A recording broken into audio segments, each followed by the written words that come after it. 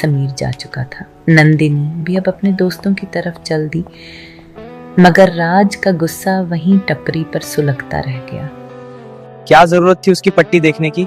समझ नहीं आता तुमको? वो अच्छा लड़का नहीं है। पागल है या राज? इसे समझाने से कोई फायदा नहीं। भगवान ही बचाए इस पगली को। अरे कहाँ बुरा है वो। हाँ थोड़ा अजीब और रिजर्व सा है, पर बुरा तो नहीं लगता मुझे। उस दिन जब मैं और विजय उन गुंडों के बीच फंस गए थे, तब वही आया था ना बचाने, है ना विजय? हाँ नंदिनी सही कह रही है। अरे तुम्हारे लिए नहीं आया था वो, उन गुंडों से उसकी पुरानी दुश्मनी है। बेकार ही उसके लिए चिंता हो रही तुम्हें।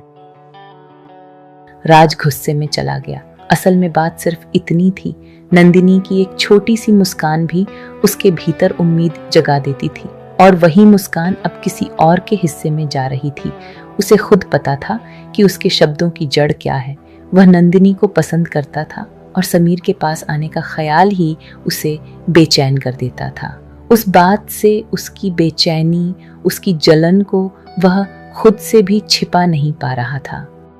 नंदिनी ठीक कह रही है, वो बुरा नहीं है। माफ करना, तुम सबकी बात सुनी तो रहा नहीं गया। सबकी मदद करता है, उसे गलत मत समझो। अशोक अंकल की बात से नंदिनी के दिल में एक अजीब सी राहत उतर आई, जैसे किसी ने उसके मन की बात को पक्का सबूत देकर सच कर दिया हो। टपरी के आसपास शाम की हल्की हवा बह रही थी। चाय की खुशबू में कहीं अनकही धड़कनों की कहानी घुल रही थी, जो शायद धीरे धीरे किसी नई शुरुआत की ओर बढ़ रही थी। अब तो जैसे किस्मत ने एक नया खेल शुरू कर दिया था। कभी क्लास जाते हुए, कभी कॉरिडोर की भीड़ में, कभी लाइब्रेरी के पास, और कभी उस चाय की टपरी पर नंदिनी और समीर का सामना होना जैसे रोज की बात हो गई थी। नंदिनी तो उसे देखते ही हमेशा मीठी सी मुस्कान दे देती, एक ऐसी मुस्कान जिसमें अपनापन और कुछ अनजाना सा चमकता। पर समीर वो नजरें चुरा लेता या फिर अचानक से दूसरी दिशा में मुड़ जाता, जैसे उसकी धड़कनें उसे धोखा दे देती हों और वो बचने की कोशिश करता हो। समीर के लिए नंदिनी जैसे एक नई कहानी थी। वो पहली लड़की जो उसे देखकर सहमी नहीं, पीछे नहीं हटी, बल्कि हर बार मुस्कुराते हुए उसकी तरफ बढ़ी। चल अंकुर, यूनियन ऑफिस भी जाना है। उसने पहली बार किसी लड़की की मुस्कान को अपने दिल में उतरते महसूस किया था। एक मासूम, नरमी से भरी मुस्कान जिसमें न डर था, न दूरी, सिर्फ अपनापन। और यही वो एहसास था जिससे समीर हमेशा दूर भागना चाहता था, मगर जाने क्यों हारता जा रहा था। तू इतना डरता क्यों है नंदिनी के आ जाने से? डरता नहीं हूं मैं, बस मुझे नहीं बात करनी है। पता नहीं वो समझती क्यों नहीं है।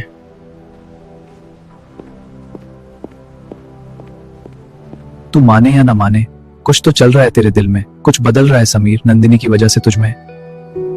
उस दिन सुबह नंदिनी और विजया हॉस्टल से देर से निकली थीं। जब क्लास के बाहर दोनों पहुंची तो देखा कि प्रोफेसर वर्मा पहले से ही अंदर थे।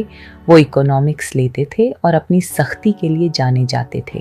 So the law of demand states that all else being equal, as the price of a good increases, the quantity demanded May I come in, sir? अब आए हो आप लोग? घड़ी देखी है आपने? यही समय है आने का। सॉरी सर, आगे से ऐसा नहीं होगा। अंदर आ जाओ और कोशिश करना कि बाकी क्लास को डिस्टर्ब मत करो। जैसे ही दोनों अंदर आईं, उन्होंने देखा कि पूरी क्लास खचाखच भरी हुई थी। हर बेंच पर छात्र बैठे थे। बस 2 ही सीट बची हुई थी, एक समीर के पास और एक उसके ठीक पीछे।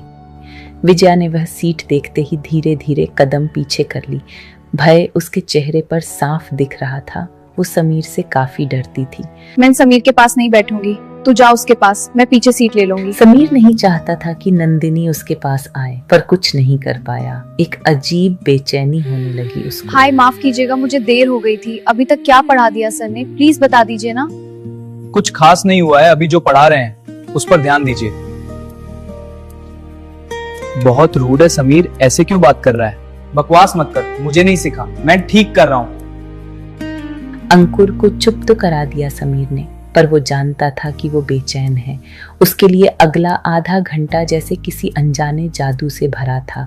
बार बार उसकी नजर नंदिनी को छू जाती।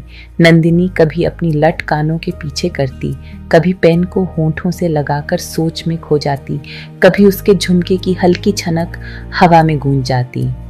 हर छोटी सी हरकत जैसे समीर के दिल में एक अजीब सी गुदगुदी कर रही थी। वहीं पीछे बैठे राज को भी नंदिनी के समीर के पास बैठने से बेचैनी हो रही थी। नंदिनी सुनो, नंदिनी क्या है? तुम यहाँ आ जाओ, मैं वहां चला जाऊंगा। कोई जरूरत नहीं है, मैं ठीक हूँ यहाँ। क्या चल रहा है वहां? कौन बात कर रहा है? You people are not serious at all. Sorry sir. Nandini को राज पे बहुत गुस्सा आया। वो झेंप कर अपनी जगह पे बैठ गई। क्लास फिर से शुरू हो गई, लेकिन उस पल के बाद नंदिनी हल्की सी खामोश हो गई और समीर के भीतर एक अजीब सी कसक उठ गई। क्लास चलती रही, पर समीर चाहकर भी अपनी नजरें नंदिनी से हटा नहीं पा रहा था। उसकी आंखें बार बार उसके चेहरे पर टिक जाती। वो मासूम चमकती आंखें, गुलाबी होंठों की कोमल मुस्कान और चेहरे पर जैसे चांदनी और धूप एक साथ उतर आई हो। तभी नंदिनी के बालों की हल्की लटें हवा में उड़ी और समीर को छू गई। उफ! जैसे समीर के जहन में बिजली सी दौड़ गई हो। उस पल समीर ने महसूस किया वो कुछ खो रहा है या शायद कुछ पा रहा है। जब बात बर्दाश्त से बाहर हो गई तब वो अपनी सीट से उठ गया। एक्सक्यूज मी सर, मुझे यूनियन के काम से जाना है। What is happening? आज तो सबने मेरी क्लास का मजाक बना दिया है। अगर यूनियन ऑफिस का ही काम ज्यादा जरूरी हो तो अगली बार मेरी क्लास में मत आइए। वेरी सॉरी सर, मगर जाना पड़ेगा। चलो अंकुर। समीर ने अंकुर का हाथ खींचा और तेजी से क्लास से निकल गया। नंदिनी बस उसे जाते हुए देखती रह गई, एकदम हक्की बक्की, जैसे कोई तूफान अभी अभी वहां से गया हो।